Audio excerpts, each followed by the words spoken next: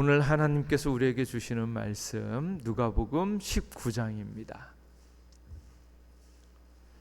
누가복음 19장 12절에서 23절까지의 말씀입니다.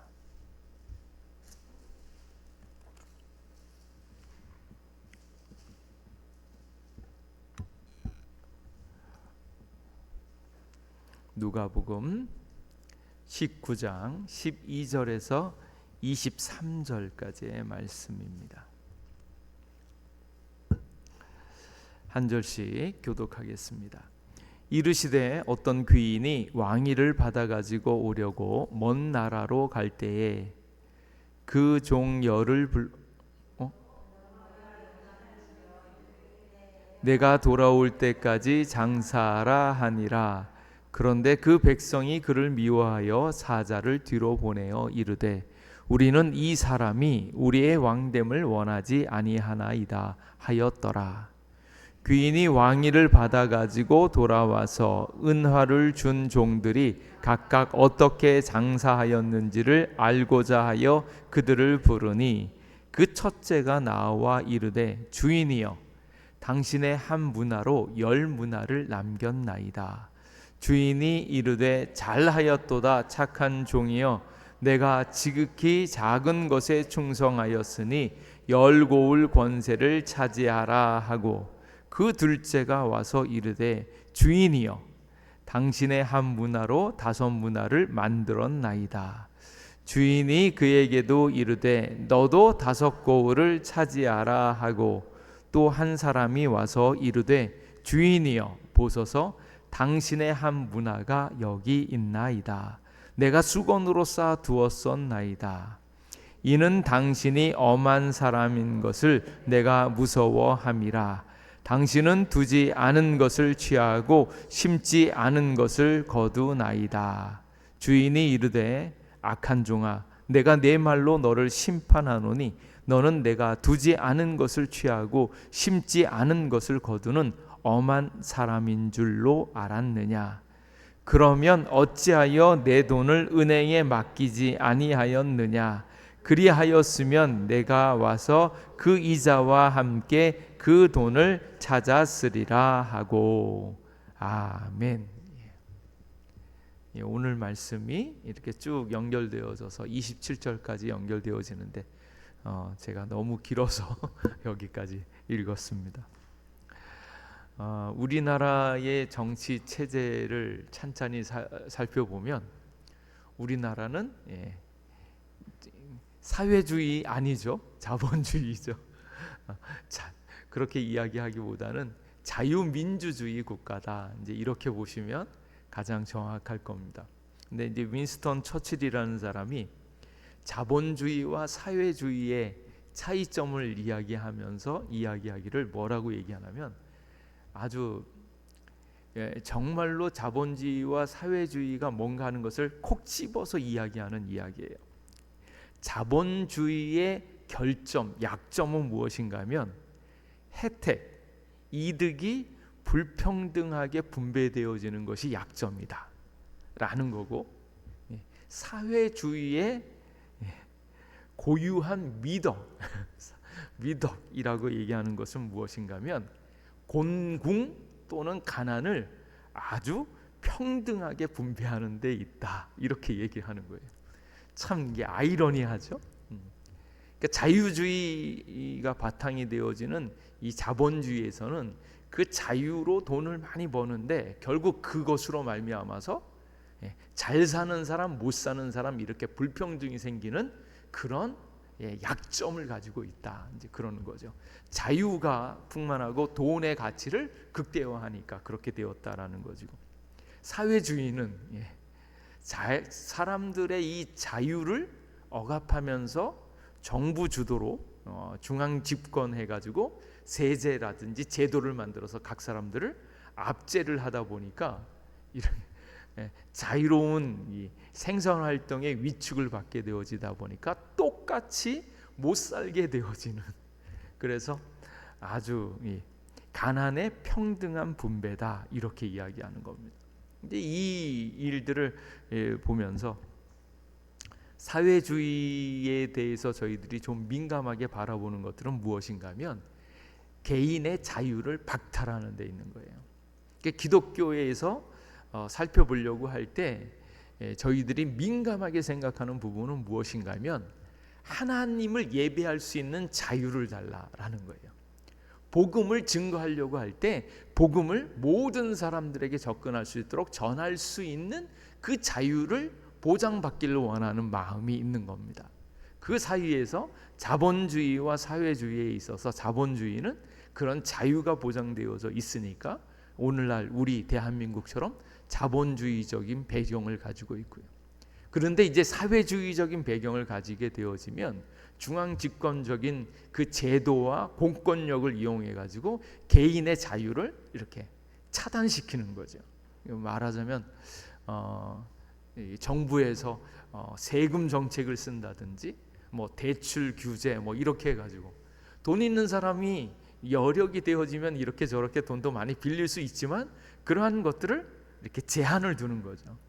그렇게 해서 정체적인 경제 활동을 조정해 가는 것, 이제 그런 성향들이 좀 있는 겁니다. 이게 사회주의자들이 자본주의의 약점을 물고 늘어지는 것은 자유시장 경제 체제에 있어서 불평등이라고 하는 격차라는 부작용을 낳았다, 이렇게 얘기를 하고요. 그래서 그것을 해소시키기 위해서 복지에 대한 부분들에 관심을 많이 가지게 되어 있습니다.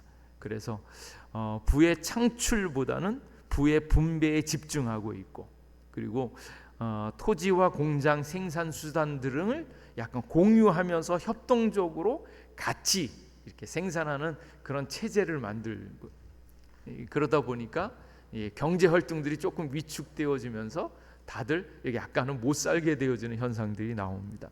이런 이제 특성을 가지고 있는데 역사적으로 살펴보면 이런 것들이 다 성공했느냐? 거진 다 실패했습니다. 자본주의는 자본주의대로 실패했고 사회주의는 사회주의대로 실패했고요. 사회주의 세상에서는 사람들이 행복해졌는가? 불행해졌는가? 우리가 역사적으로 보는 것처럼 사회주의를 택한 나라들은 그 권력이라고 하는 걸, 그 권력이라고 하는 것은 일부분에 있는 사람들이 그 권력을 차지해서 전체를 관할하는데, 그렇게 하다 보니까 권력을 진짜 누리는 사람은 극소수인데다가 대다수에 있는 사람들이 다 가난해지는 그런 현상이 나오는 거예요. 그러니까 이제 북한처럼 그렇게 되어지는 거죠. 권력을 모든 사람들에게 공유하는 것이 아니라 이제 김정은처럼 이런 사람들이 독점하고 모두가 가난해지는 이제 이런 현상이 나와 있고, 또 이 자본주의에 있어서는 돈이라고 하는 그런 권력을 가지고 있는 사람이 그 돈을 많이 갖게 되어지다 보니까 그들이 계급 사회가 되어져서 오히려 많은 사람들을 힘들게 한다. 이제 이런 배경들을 가지고 있습니다. 그래서 결국은 권력이 되어졌든 돈이 되어졌든 계급 사회가 이루어져서 이렇게 계층이 나눌 수밖에 없는 이런 현상들에 대해서 이야기를 합니다. 근데 이 가운데 우리는 어떻게 세상을 보는가? 아까 말씀드렸던 것처럼 기독교인들은 어떻게 이런 것들을 판단하고 무엇을 향해 나아가야 하는가 하는 것을 고민하게 되어지는 거예요. 오늘 있는 이 열 문화의 천국 비유를 이렇게 찬찬히 살펴보면 지금까지 해왔던 사회주의가 됐든 자본주의가 됐든 결과적으로 생각하는 건 그 결과예요. 결과 얼마를 남겼느냐, 성과가 어떻게 되어졌느냐에 그 모든 가치들을 결정하고 있었다라는 거예요. 교회에서도 마찬가지예요. 복음이 어떻게 온전하게 적용되어졌는가 하는 것보다는 성도가 얼마나 많이 늘었는가, 헌금은 얼마나 많이 늘었는가, 어떤 게 성과 위주로 이렇게 움직이다 보니까 그것에 대해서 관심을 갖다 보니까 정작 중요하게 생각해야 되어지는 복음에 대한 것, 그리고 많은 사람들의 영혼을 살리는 그런 문제들에 대해서 소홀할 수 있다라는 거예요. 그런 면에 있어서 우리가 지금까지 봐왔던 사회 구성과 우리가 판단하고 있는 많은 일들이 과연 성과 위주로 봐야 되는가, 결과로 봐야 되는가, 그것이 아니라 주님의 뜻을 어떻게 이 땅 가운데 펼쳐내는가에 관심이 있는가 하는 것에 다시 초점을 맞춰야 된다라는 거예요. 그래서 오늘 있는 이 말씀은 천국은 열무나 이런 비유를 통해서 천국의 본래의 모습을 보여주고 있습니다. 그래서 오늘 있는 이 말씀은 천국의 모습을 보여주는데 11절에 그들이 이 말씀을 듣고 있을 때에 비유를 더하여 말씀하시니 이는 자기가 예루살렘에 가까이 오셨고 그들은 하나님의 나라가 당장에 나타날 줄로 생각함이라. 하나님의 나라가 당장 나타나는 그런 차원의 것이 아니다라는 거예요. 그래서 우리가 지금 예수 그리스도를 믿으니까 다 천국에 들어가게 되어질 줄로 믿습니다. 그런데 우리가 생각하고 있는 천국이 예수님이 말씀하고 있는 천국 맞는가 하는 것을 점검해 봐야 되는 거예요. 그러니까 많은 사람을 막 전도해야 되고 어떤 성과를 가져오고 그래야지 내가 천국에서 상급을 받고 이런 차원의 천국이 맞는 천국인가? 그렇지 않다라는 거예요. 그래서 우리가 생각하고 있는 천국, 그 천국이 예수님께서 말하고 있는 천국인가 하는 것을 점검해 봐야 되는 거고, 우리는 분명히 천국에 들어가는데 지금 이 땅에서 그 천국을 누리지 못하는 이유는 우리가 바라고 있는 천국이 전혀 다른 것일 수 있다.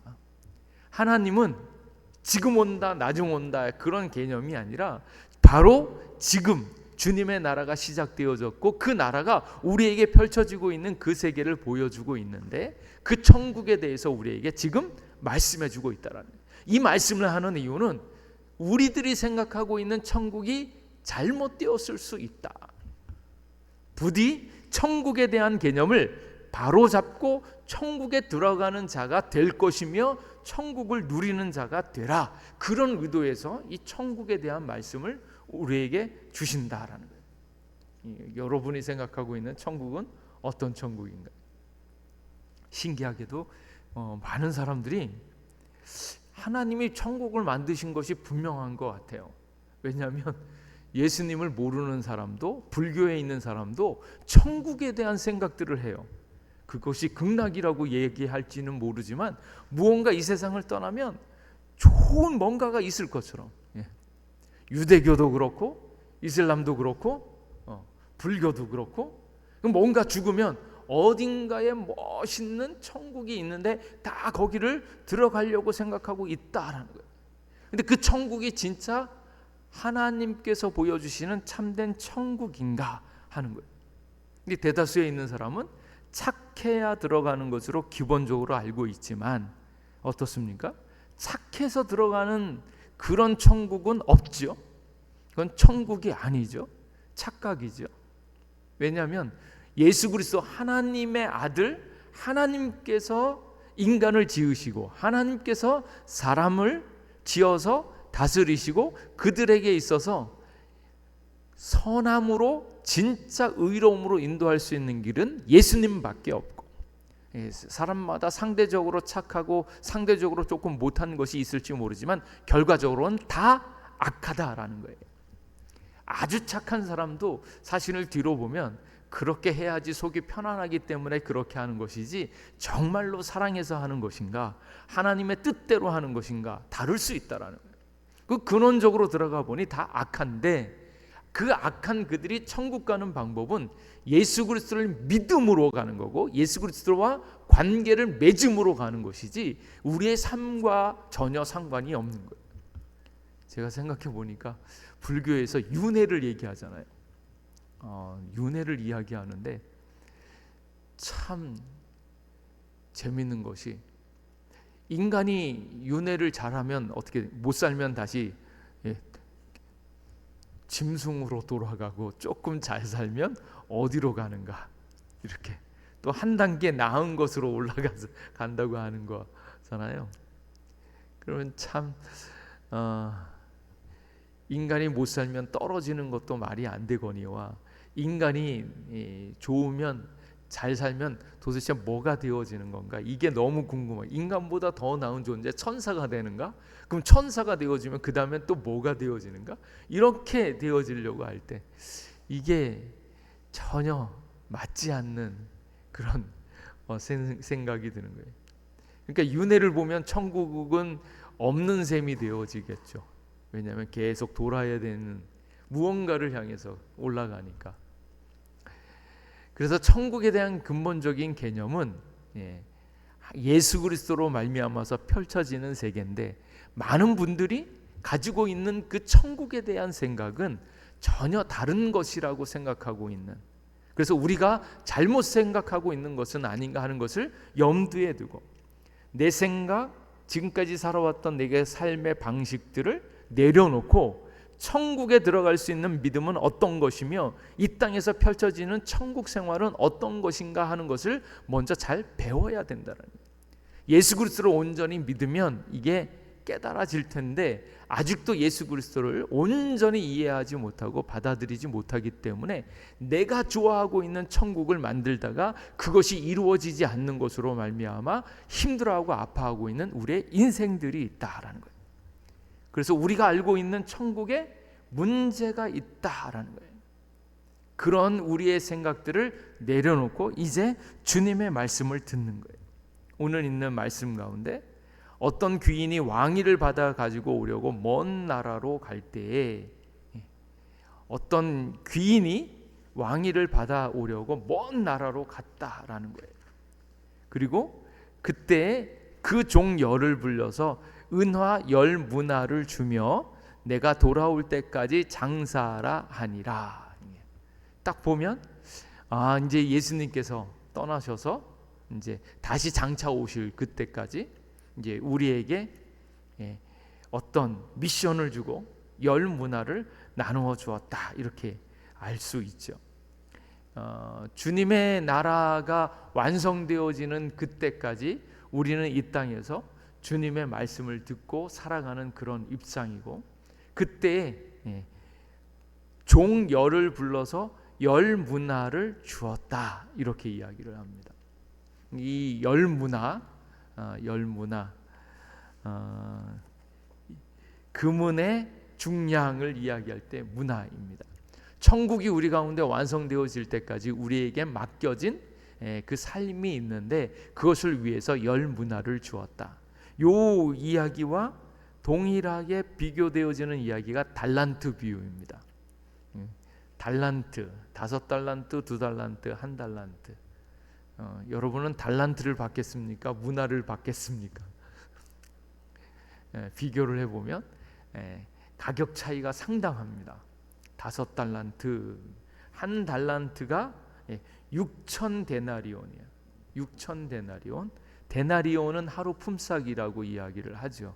그러면 6,000일 동안 한 데나리온이니까 1달란트가 한 따져보면 한 4억에서 5억쯤 된답니다. 이제 장사할 만 하겠죠? 거기다가 5달란트면 얼마예요? 한 4, 5, 20억 됩니다. 20억. 웬만한 회사 한번 차려볼 만 하겠죠?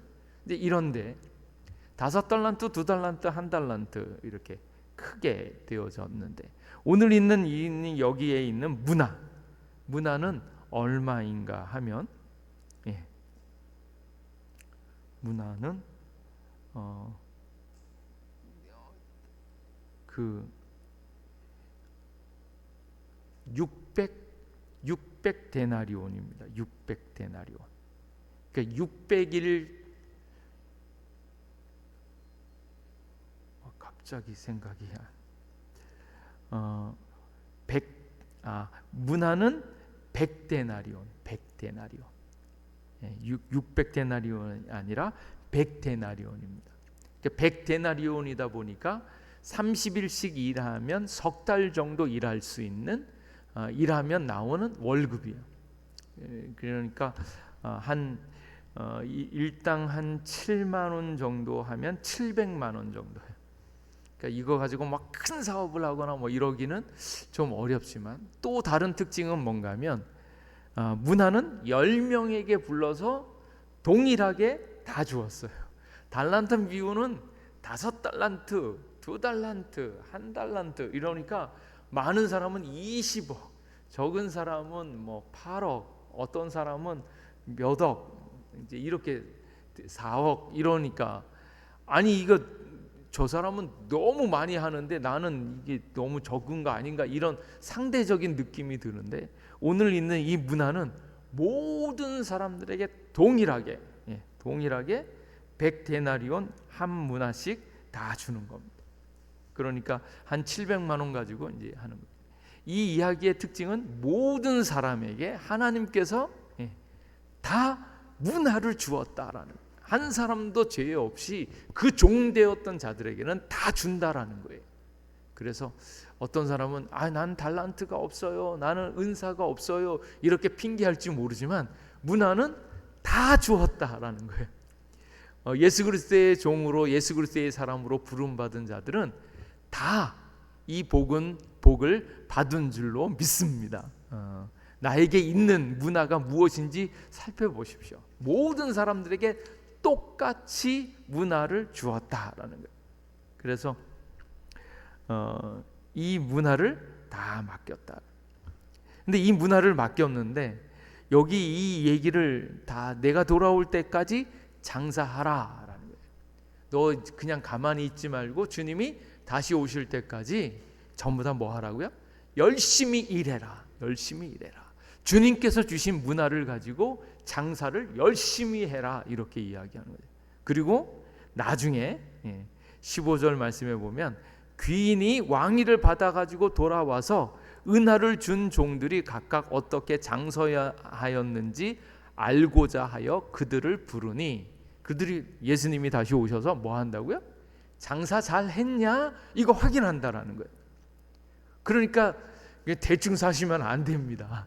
각 사람에게 문화를 다 주었고 주님이 다시 오실 때 반드시 너의 삶을 어떻게 살았느냐라는 것들을 결산하시면서 보신다라는 거예요. 근데 그 삶이에요. 그런 삶이 펼쳐지는 상황은 어떤 상황인가? 14절 말씀에 보니까 그런데 그 백성이 그를 미워하여 사자를 뒤로 보내어 이르되 우리는 이 사람이 우리의 왕됨을 원하지 아니하나이다 하였더라. 아니 분명히 왕이라고, 예수님이 왕이라고 얘기했는데 그 당시에 있는 많은 사람들이 나는 예수님이 왕 되는 거 원치 않아요. 가능하면 그렇게 안 할 거예요. 그래서 그의 선지자들을 죽이고 그를 나중에는 뭐 합니까? 십자가에 못 박여 죽이기까지 그를 싫어하고 미워하죠. 이런 상황이라는, 이 상황에서 주인의 돈을 받은, 그 귀인의 돈을 받아서 열심히 일하고 있는 일꾼들이 한 문화씩 받아서 일을 하려고 할 때 일하기가 쉬웠겠는가? 왕을 싫어하는 만큼 그 종들도 싫어하고 미워했겠죠. 우리가 살아가고 있는 삶이 바로 그와 같습니다. 분명히 10문화, 한 문화씩 다 받았는데 그 문화를 가지고 열심히 일하는데 우리를 방해하는 인간들이 얼마나 많은지 모릅니다. 왕을 미워하는 그 미워함으로 우리를 싫어하고 아프게 하고 괴롭게 하는 일들이 많다라는 거예요. 그 일이 이렇게 나타나고 있는 이때에 근데 반드시 뭐가 있어요? 왕위를 가지고 이 귀인이 반드시 왕으로 우리 가운데 온다라는 것을 기억하셔야 된다. 이것은 끝이 있고 우리가 한 문화를 받아서 일을 할 때 그 모든 일들을 결산할 때가 있고 분명히 이것을 맡기신 분이 우리의 왕이 되어주신다라는 것을 기억하셔야 된다. 또 왕이신 예수님이 우리 가운데 다시 오신다. 그때 하나님 나라의 일이 우리에게 온전히 밝혀지는 것을 보여준다라는. 그때 와서 이 땅에 지배할 왕권을 받기 위해서 예수님이 먼 곳에 가셨는데 그 예수님을 왕으로 삼기 싫어하는 그 많은 사람들, 그로 말미암아서 이들이 일하는 것이 쉽지 않고 어렵다라는 것을 기억해야 한다라는. 그러니까 이 일들을 왜 이 일들을 종들에게 한 문화씩 나누어 주었을까? 이 상황 자체를 찬찬히 살펴보면 하나님께서 주님이 다시 오실 때까지 이것을 맡기신 이유는 우리가 얼만큼 하나님을 사랑하고 하나님을 의지해서 충성하는지를 분명히 보기 위함이다라는 것이에요. 그래서 귀인이 왕으로 추대되어지는 것을 싫어하는 백성이 사자를 보내서 다른 왕을 요청했으면 어쩌면 다른 왕이 올 수도 있는 그런 불확실한 그런 상황임에도 불구하고 이렇게 주인에게 충성할 수 있는가? 주인이 왕으로 임명될 것을 믿지 않은 종들은 섣불리 사업을 시작하기보다는 이렇게 기회를 엿보면서 도망갈 거나 딴 주머니를 잘 기회를 엿봤겠죠. 그런데 힘들고 어려운 상황이라 할지라도 하늘의 왕이 정말로 우리의 왕이 맞고 그분이 오신다라는 것을 확실히 믿는 자들은 이 왕께 충성했을 것이다. 그래서 이 말씀 가운데 가장 중요한 것은 주님께서 주신 한 문화를 가지고 그 문화에 충성되이 일한 자를 하나님께서 보고 계신다라는 거예요. 그때 보는 것은 우리의 성과가 아니라 충성함이다라는 거예요. 그래서 자본주의가 됐든 사회주의가 됐든 계속적으로 생각할 때 우리에게 정말 효과적으로 성과가 뭐가 많이 남느냐, 그게 중요한 것이 아니고, 역사적으로 보면 자본주의도 병폐가 있고 사회주의도 병폐가 있고, 똑같이 가난해질 것인가 아니면 똑같이 행복해질 것인가, 또 그런데 인간의 역사는 결코 똑같이 행복해지는 예는 없잖아요. 분명히 부의 불균형 때문에 한쪽이 잘 살면 한쪽이 못 살고, 이 갈등이 계속 있는 이때에 우리가 봐야 할 것은 무엇인가? 그 관점이 아니라 주님의 뜻에 우리가 얼마나 많이 충성했는가 하는 거라는 거예요. 그래서 예수님의 관점으로 주님 앞에 예배를 드리고 주님을 믿고 의지하는 그 관점으로 우리 이것을 봐야 되는데, 많은 사람들은 여전히 성과로 보고 있다라는 거예요. 교회에서도 성과로 보고 있는데, 예수님께서 우리 일을 통해서 보고 싶어하는 것은 성과가 아니라 너의 주어진 달란트, 너의 주어진 문화를 가지고 주님의 뜻에 충성되이 그것을 잘 했느냐라는 거예요. 그래서 한 첫째가 나와서 당신의 한 문화로 10 문화를 남겼나이다. 그랬더니 칭찬하죠. 잘하였도다 착한 종이여, 내가 지극히 작은 것으로 충성하였으니, 이렇게 얘기하고요. 그리고 여기에 있는 5 문화를 남겼나이다. 그에게도 너도 5 고을 차지하라, 이렇게 이야기합니다. 그래서 많이 남겼냐 적게 남겼냐가 중요한 것이 아니라 저마다 받은 문화를 가지고 충성되이 일하고 그리고 신실하게 일했는가 하는 것이 우리에게 중요하다라는 거예요. 근데 많은 사람들은 큰일, 많은 업적, 이런 것들, 결과를 중요시하면서 그것을 얻으려고 하는데, 하나님께서 보시는 것은 그것이 아니다라는 거예요. 그래서 많이 남긴 자가 받는 상이 있고, 분명히 상이 있습니다. 그래서 잘하였도다 충성 착한 종이여, 작은 것에 충성하였으니 10 고을 권세를 차지하라 라고 했네요. 이때 충성이라고 하는 말이, 그래서 착하다라는 것은 충성이라고 얘기하죠. 야, 저 사람은 법 없이도 살 사람이야, 착해, 이게 진짜 착한 것인가? 그렇지 않고요. 착하다라는 말은 충성과 같은 맥락을 가지고 있고요. 충성은 무엇입니까? 로열티, 그 사람에 대한 존경과 그 사람에 대한 순종이죠. 그래서 이거를 참 생각할 때마다 너무 은혜가 되어지는 게, 충성이라고 하는 한자요. 충자가 뭔가요? 이렇게 가운데 중자에다가 마음심이잖아요. 마음의 중심으로, 온전한 마음의 중심으로 성, 말씀 언에다가 이룰 성인데, 말씀을 이루는 것이 충성되다라는 거예요. 너의 마음을 다하여서 말씀을 이루는 것이 착한 것이다라는 거예요. 그래서 착하고 충성된 종아, 이렇게 이야기를 합니다. 근데 그 착하고 충성된 종아, 말씀을 그대로 받고 이루려고 하고 있는 사람에게 그의 삶을 통하여 이렇게 칭찬 듣는 삶이 되어진다. 그래서 장사의 성공이 중요한 것이 아니라 그들의 신실함이 충성을 받는다라는 거예요. 그래서 문제는 주인 없는 동안에 과연 그 주인을 얼마나 사랑하고 귀히 여기며 그 말씀을 이루었는가 하는 거예요. 근데 여기에 이제 결정적으로 문제가 되어지는 사람이 있는데, 세 번째, 주인 없는 동안에 불성실했던 세 번째 종이요. 이 사람이 와서 이야기를 합니다. 이르되 주인이여 보소서, 당신의 한 문화가 여기에 있나이다. 내가 수건으로 싸두었나이다. 라는. 옛날에 어르신들이 돈이 있거나 귀한 것 있으시면 수건에다가 꼬깃 해가지고 이렇게 싸두시. 그런 것처럼 여기에 있는 이 세 번째 종이 이렇게 수건에 싸두었습니다. 이게 당시에 돈을 보관하는 방법 중에 하나였다고 해요.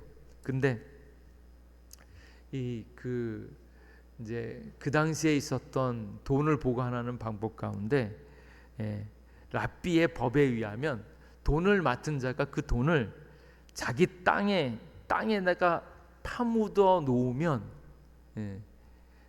그거는 꽤 인정을 받았다고 합니다. 왜냐하면 자기 땅에다가 파묻어 놨는데 누가 훔쳐가잖아요.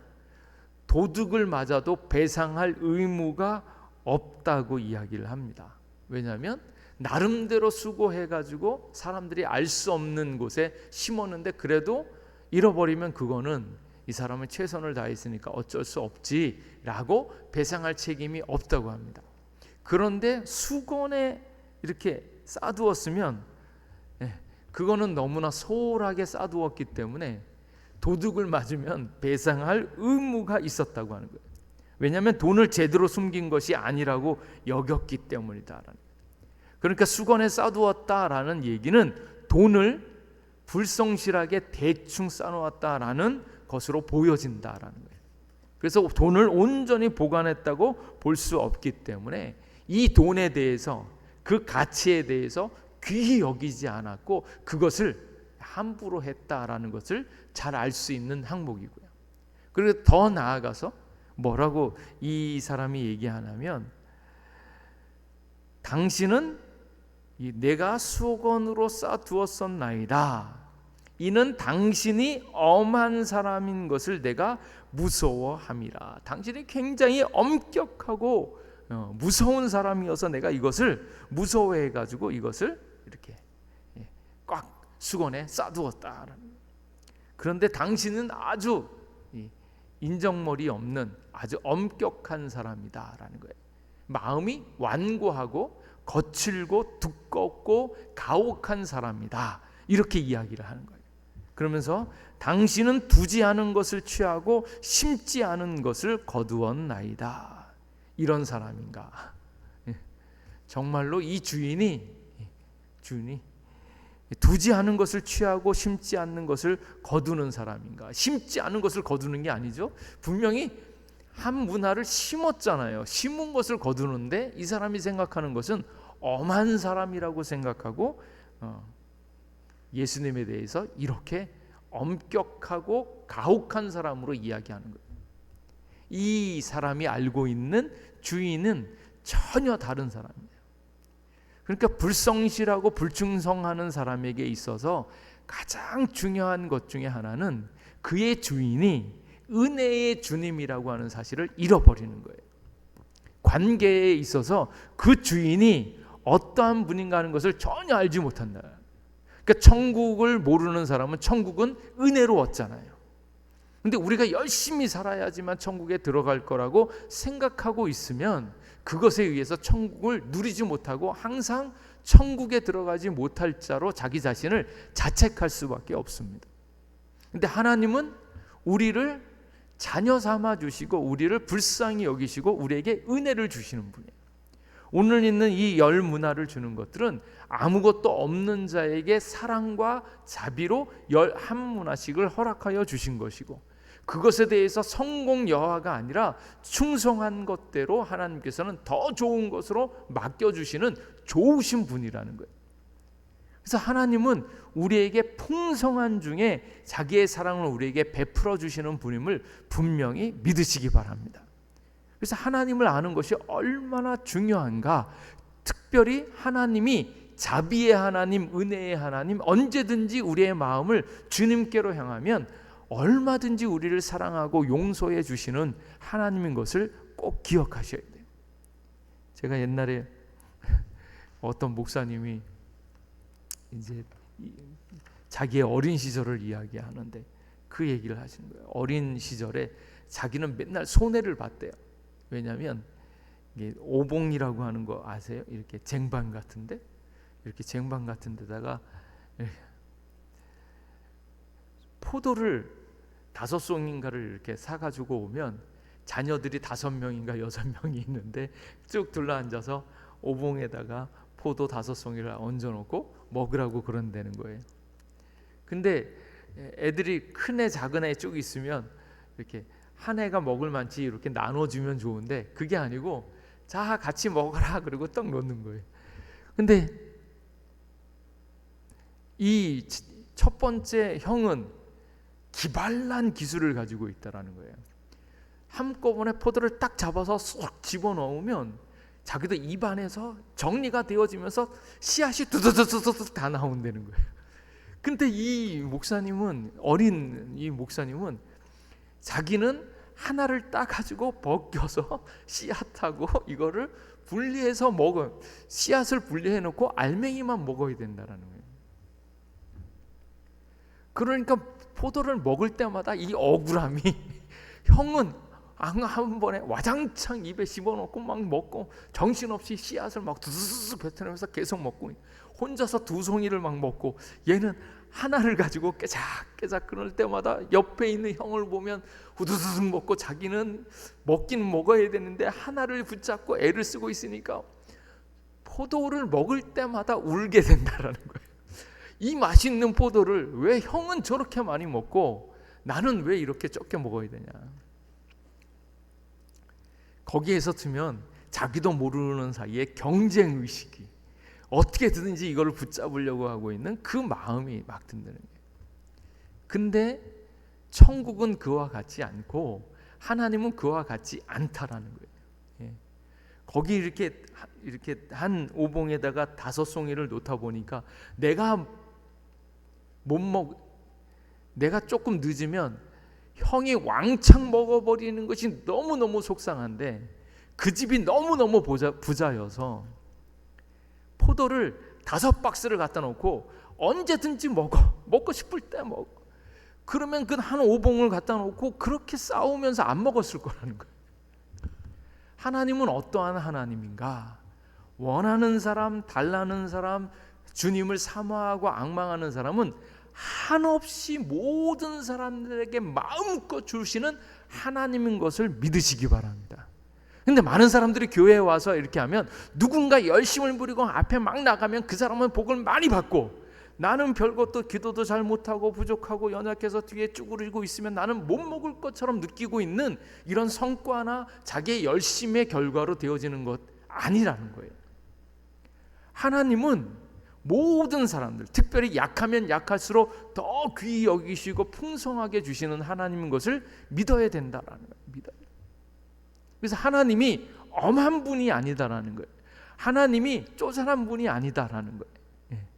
하나님은 언제든지 주님을 찾고 의지하는 자에게 한없는 축복과 은혜를 우리에게 내려주시는 분인 것을 꼭 기억할 수 있기를 바랍니다. 그런데 여기에 있는 사람은 지금 뭐예요?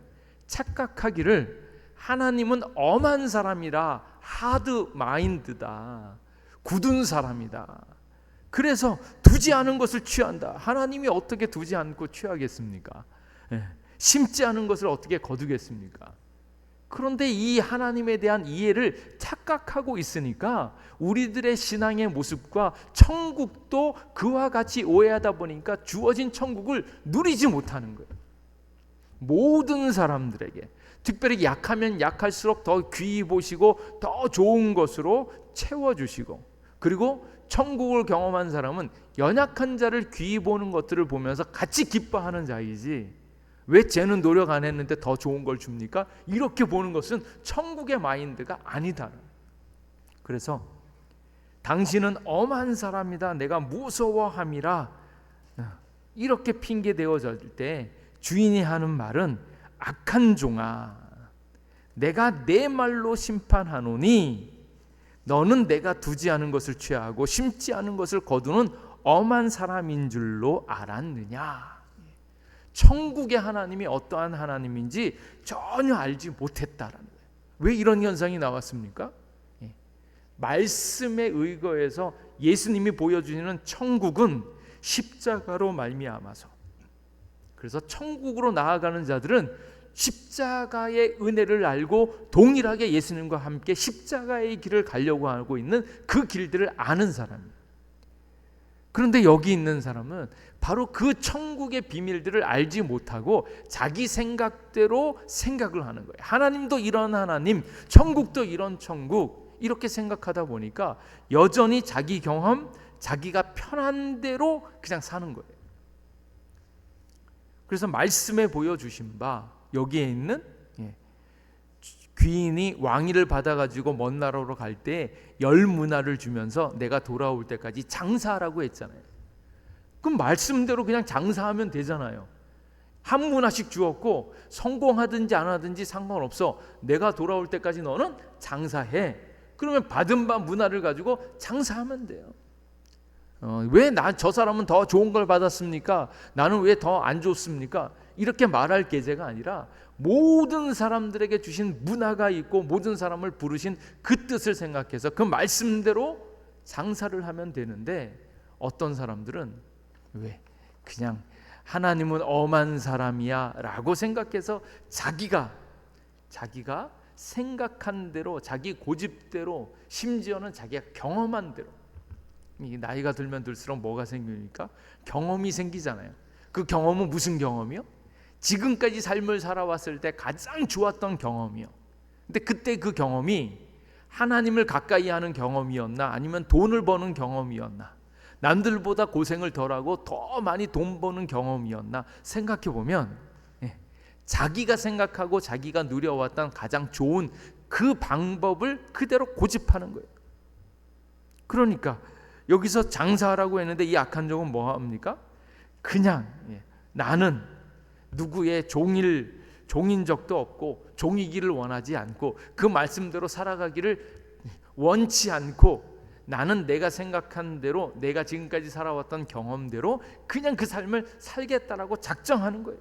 그냥 편한 대로 내 뜻대로 살겠다, 이게 여기에 그대로 반영되어져 있는 거예요.